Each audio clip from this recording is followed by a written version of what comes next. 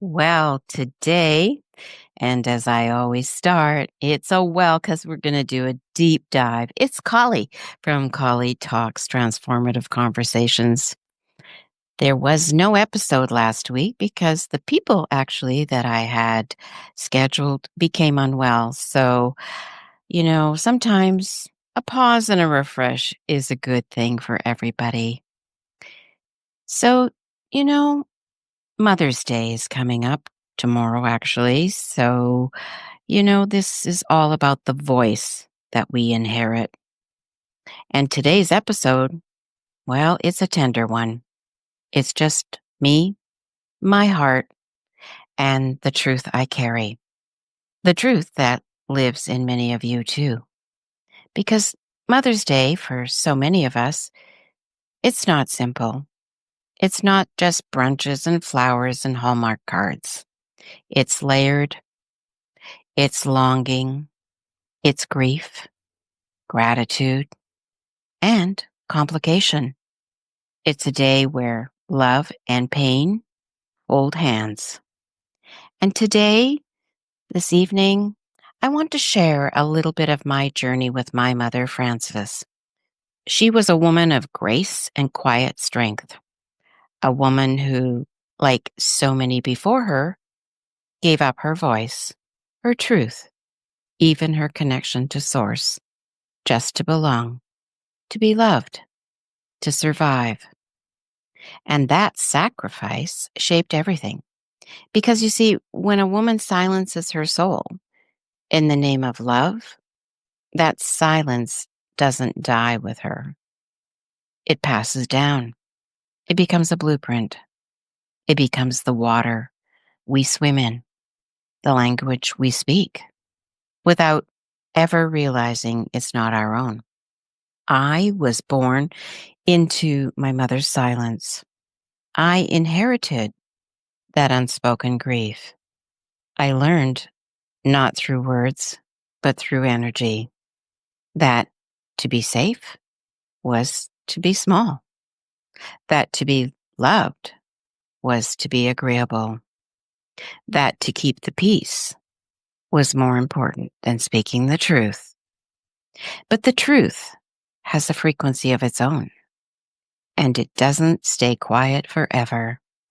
It pulses, it cracks, it rises, especially when we are brave enough to listen. And that's what happened to me. I began to listen, not to the noise of the world, not even to the story I had rehearsed about my mother, but to the truth beneath the story, the truth in my own body, in the silence between us, in the lineage of women who whispered, please, please be the one who remembers. And so I began to include what had been excluded, to see what had never been seen, to speak what had always been felt, but never named. I saw this woman, Frances, not just as my mother, but as a woman who never had the chance to know her own power. A woman who was told subtly, consistently, that her worth was tied to being chosen, to keeping the peace, to giving and giving until there was nothing left for herself. And I grieved for her. I grieved for the little girl in me who learned to do the same. And I decided the cycle ends here.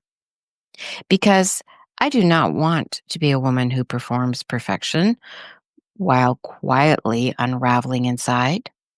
I want to be a woman who is true, who speaks even when my voice shakes, who belongs to herself before she belongs to anyone else. And that is the work I now do with others. I help women see, include, and acknowledge the parts of themselves they've disowned, often for love, for safety, for survival, to belong. I walk with women who are ready to reclaim their voice, not by cutting cords, but by honoring the story that the cord carries. Because healing isn't about rejection, it's about integration. It's about loving our mothers more honestly, with eyes wide open, not idealizing them, not blaming them, but seeing them fully. And from that seeing, choosing differently, because we do have that choice. We can choose differently. So tonight, for tomorrow, on Mother's Day, I want to offer you this. Whatever your relationship is or was with your mother, you get to choose what you carry forward. You get to decide what story ends with you. You get to become the mother you needed to yourself, to your children, to your inner world. And if no one has told you lately, your voice matters. Your truth is sacred, and you are allowed to belong to yourself first. You see, this is how we change the lineage.